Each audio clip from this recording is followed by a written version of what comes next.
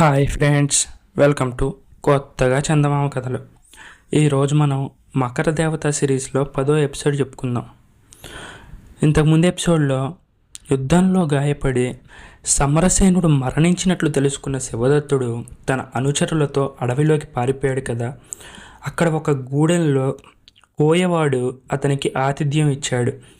ఆ రాత్రి కోయగూడాల మీద సైనికులు దాడి చేశారు. వాళ్ళల్లో ఒకడు సుబాహుడనే పేరు గల నరవాహనుడి అనుచరుడి సంగతి చెప్పాడు. ఆ తరువాత, మందరదేవ, ఈ శత్రు సైనికుడి మాటలు నన్ను, కోయకుల పెద్దను కూడా ఆశ్చర్యచకితులని చేశాయి. పరిస్థితులు ఏదో కొత్త మార్గాన కదులుతున్నట్లు నేను అనుమానించాను అన్నాడు శివదత్తుడు. మందరదేవుడు తల పంకించి, మీ ఈ కొత్త అనుభవం నన్ను ఆశ్చర్యపరుస్తుంది. తర్వాత ఏం జరిగిందో చెప్పండి అని అడిగాడు. నాతో పాటు కోయకుల పెద్ద కూడా ప్రమాదాన్ని గ్రహించినట్టు కనిపించాడు. అతను నా కేసి చూసి, ఈ అడవిలో మరెవరి ప్రమేయం లేకుండా స్వేచ్ఛగా జీవించే మా వరకు మీ రాజ్యపు అల్లకల్లోలం గందరగోళం వ్యాపించినట్లు కనిపిస్తోంది. ఈ సైనికుడు చెప్పే ఆ సుబాహుడు రాజైన నరవాహనుడికి ఎంతటి సహాయం చేసి ఉన్నా ఈ విధంగా మా గూడాల మీద పడే హక్కు అతనికి లేదనుకుంటాను అంటూ పళ్ళు కొరికాడు. ఈ రోజుల్లో బలం గలవాడిదే రాజ్యం. మీ కోయలంతా ఐకమత్యంగా ఎదిరించగలిగితే కొంత ప్రయోజనం ఉండవచ్చు. దానికి నా వంతు సహాయం నేను చేస్తాను అన్నాను. కొద్దిసేపట్లో ఆ గూడెంలో ఆయుధం పట్టగలిగిన ప్రతి వాడు వాళ్ళ పెద్ద నాయకత్వం కింద అడవి తగలపడుతున్న ప్రాంతం కేసి బయలుదేరారు. నేను కూడా నా అనుచరులతో వాళ్ళ వెనకనే బయలుదేరాను. తమ స్వేచ్ఛా స్వాతంత్రాలకు ఎంత ముప్పు వాటిల్లబోతున్నదో ఆ కోయలు గ్రహించినట్లయితే వీళ్ల సహాయంతో క్రూర నరవాహనుణ్ణి ఒక దెబ్బతీయవచ్చని నాకు ఆశ కలిగింది. మేం కొంత ముందుకు వెళ్ళేసరికి కత్తులు కటార్లతో ఉన్న అనేక మంది నరవాహనుడి సైనికులు ఒక కోయగూడెం మీద పడి వీర విహారం చేస్తుండడం కనిపించింది. వాళ్ళు చేతికి అందిందల్లా సర్వనాశనం చేస్తూ దొరికిన కోయల చేతులకు తాళ్లు బిగించి సోలుపుగా నడుపుకుపోతున్నారు. బహుశా పట్టణాల్లో బానిసలుగా అమ్మేందుకు వీళ్ళనిలా పట్టుకుపోతున్నారేమో అని నాకు అనిపించింది. అంతలో కోయ పెద్ద నాయకత్వం కింద ఉన్న కోయలు భయంకరంగా అరుస్తూ నరవాహనుడి సైనికుల మీద హఠాత్తుగా పడ్డారు.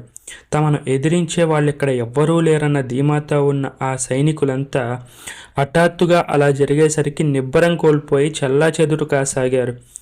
కోయలు ఆ సైనికుల్లో దొరికిన వాడిని దొరికినట్టు తమ ఈటెలతో పొడుస్తూ బానిసలుగా బంధించబడిన తమ జాతి వాళ్ళ కట్లు విప్పి విజయనాదాలు చేయసాగారు.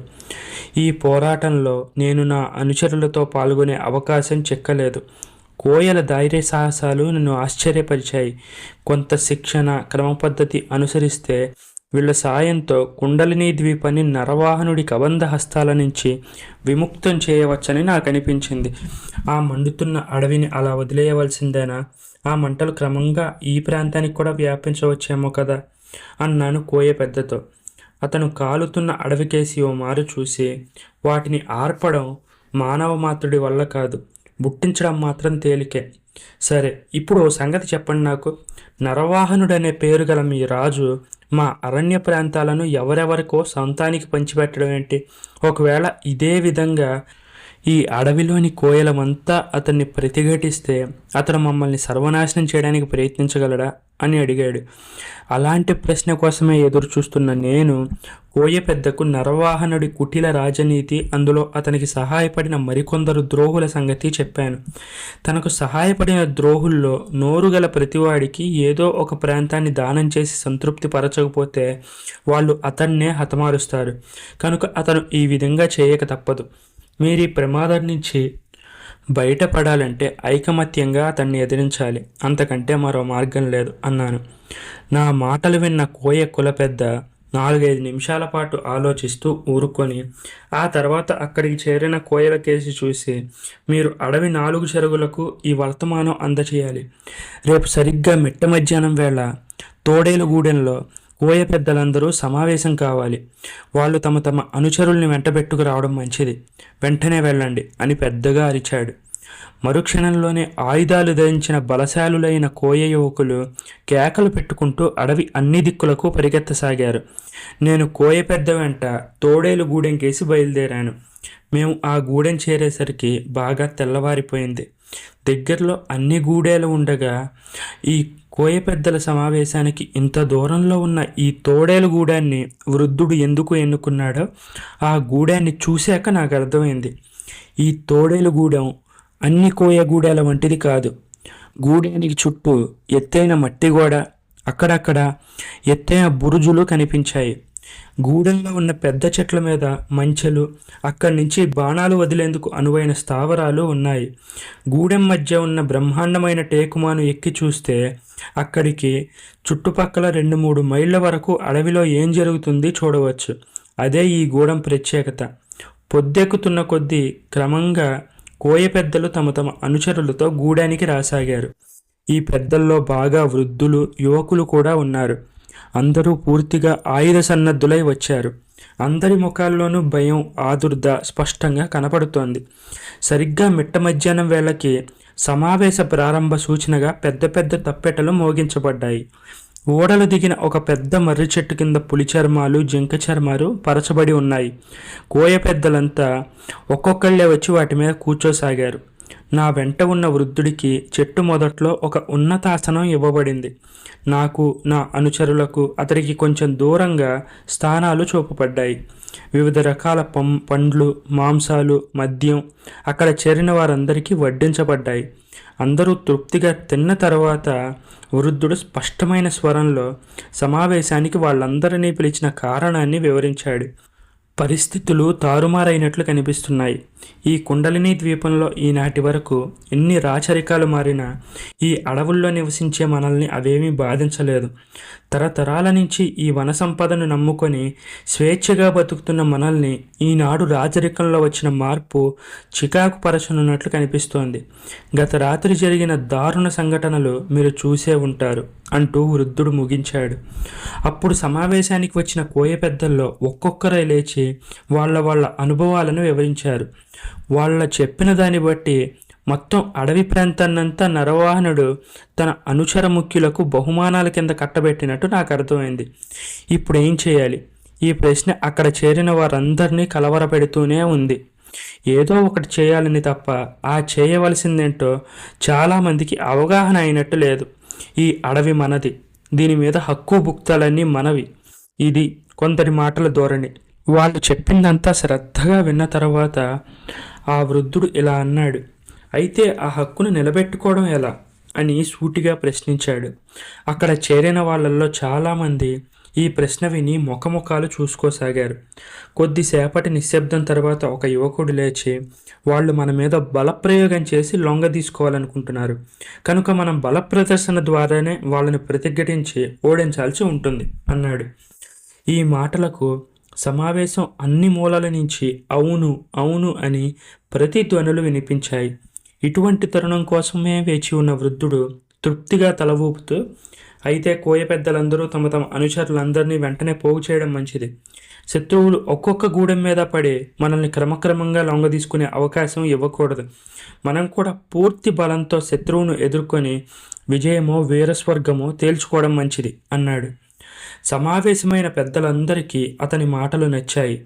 అంగీకార సూచకంగా అందరూ చప్పట్లు చరిచారు. అప్పుడు ఆ వృద్ధుడు, కానీ మీ అందరి అనుమతితో నేనొక చిన్న పని చేయాలని అనుకుంటున్నాను. ఇప్పుడు కుండలిని ద్వీపాన్ని హస్తగతం చేసుకున్న ఈ నరవాహన రాజుకు ఈ అడవి ప్రాంతంపై తన సైనికులను పంపడం ధర్మం కాదని తెలియపరుస్తాను. దానికి అతని సమాధానం ఎలా ఉంటుందో కూడా చూద్దాం అన్నాడు. ఈ ప్రయత్నానికి కూడా అందరూ తలలు ఊపారు. దాంతో సమావేశం పూర్తయింది. మర్నాటి సాయంకాలం లోపల కోయ పెద్దలందరూ తమ తమ అనుచరులతో తోడేలు గూడెం చేరేలా నిర్ణయం జరిగింది. అడవి మొగదలలో ఉన్న గూడాలను ఖాళీ చేసి స్త్రీలను, పిల్లలను బాగా అడవి లోపలి భాగాలకు పంపాలని నిశ్చయించుకున్నారు. అందరూ వెళ్ళిపోయిన తర్వాత వృద్ధుడు నన్ను దగ్గరికి పిలిచి, మీ అభిప్రాయం ఏమిటి? ఈ వచ్చిన ముఖ్యులందరినీ చూశారు కదా, వీళ్ళు ఆ సైనికుల దాటికి నిలబడగలరా అని అడిగాడు. ఆ సంగతి ఇప్పుడే చెప్పలేం. ఆ నరవాహనుడి సేనలు సుశిక్షితులు, పైగా వాళ్లకు ఆశ్విక బలం ఉంది. మెరుపులా దాడి చేసి అంతలో మాయమైపోగలరు. ఇక మీది ముఖ్యంగా కాల్బలం. యుద్ధంలో విజయానికి ఒక ధైర్య సాహసాలే సరిపోవు. మీరు కొంత ఆశ్విక బలాన్ని కూడా సమకూర్చుకోగలరా అని అడిగాడు. వృద్ధుడు పెదాలు చప్పరించి, అది ఇప్పట్లో సాధ్యమయ్యే పని కాదు. మా కోయ యువకుల్లో కొందరు ఇప్పుడిప్పుడే అడవి గుర్రాలను మచ్చిక చేసి వాటికి జీను కళ్ళాలు లేకుండా స్వారీ చేయడం అలవరుచుకుంటున్నారు. జీనులు అవి చేసే నేర్పరులైన పని వాళ్ళు మాకు లేరు. అవసరమైతే కొంత ఆశ్విక బలాన్ని మాత్రం సమకూర్చవచ్చు అన్నాడు. అయితే తప్పక ప్రయత్నించండి, వాటి అవసరం మనకి చాలా ఉంటుంది అని సలహా ఇచ్చాను. ఆ తర్వాత వృద్ధుడు ఒక యువకుణ్ణి పిలిచి ఒక జంతు చర్మం మీద పదునైన కత్తిమొనతో ఏదో రాసి, దీన్ని నరవాహన రాజుకు చేర్చాలి. నువ్వు నిర్భయంగా ఈ అడవి నుంచి మైదానం మీదకు పోవచ్చు. ఏ సైనికుడికి దీన్ని చూపించినా అతడు నిన్ను రాజు దగ్గరకు తీసుకుపోతాడు. కానీ నువ్వు మాత్రం నిరాయుధుడిగా వెళ్ళవలసి ఉంటుంది అని ఆజ్ఞాపించాడు. వృద్ధుడు పంపుతున్న ఈ లేఖ వల్ల ఏమాత్రం ప్రయోజనం కలుగుతుందో చూడాలనే ఉత్సుకత నాలో కలిగింది. కానీ ఒకటి మాత్రం నేను గ్రహించాను, దీనివల్ల పెద్ద ఉపయోగం కలుగుతుందని వృద్ధుడు కూడా ఆశిస్తున్నట్టు నాకు కనబడలేదు. ఆ రాత్రి మేమంతా తోడేలుగూడెంలోనే నిద్రించాం. అడవి కాలుతున్న సూచనగా తెల్లవార్లు మంటలు కనపడ్డాయి. బాగా తెల్లవారిన తర్వాత మేము లేచి చూసేసరికి అప్పటికే వృద్ధుడు మరికొందరు కోయలు గూడెం మధ్య ఉన్న ఒక పెద్ద టేకుమాను కింద చేరి ఉన్నారు. నేను అక్కడికి చేరేసరికి మానుపైన ఉండి మైదాన ప్రాంతాన్ని గమనిస్తున్న ఒకడు పెద్దగా కేకపెట్టి, అదిగో మన వాడు వస్తున్నాడు, కానీ అదేంటి గాడిద మీద కూర్చున్నాడు అంటూ ఆశ్చర్యాన్ని ప్రకటించాడు. ఇంతటితో ఈ ఎపిసోడ్ ఎండ్ అయింది. నెక్స్ట్ ఎపిసోడ్ కావాలంటే రేపు సరిగ్గా ఇదే టైంకి నేను అప్లోడ్ చేస్తాను. ఒకవేళ మీరు ముందున్న ఎపిసోడ్లు కూడా వినాలి అనుకుంటే ఆ ప్లేలిస్ట్ లింక్ని నేను పైన కార్డ్స్లో ఇస్తాను, కింద డిస్క్రిప్షన్లో కూడా ఇస్తాను. అక్కడ మీరు వినొచ్చు అనమాట ఈ ప్లేలిస్ట్లో ముందు ఏం జరిగింది అని. ఈ కథ మీకు నచ్చినట్టయితే దీన్ని లైక్ చేయండి, మీ ఫ్రెండ్స్ అందరికీ షేర్ చేయండి.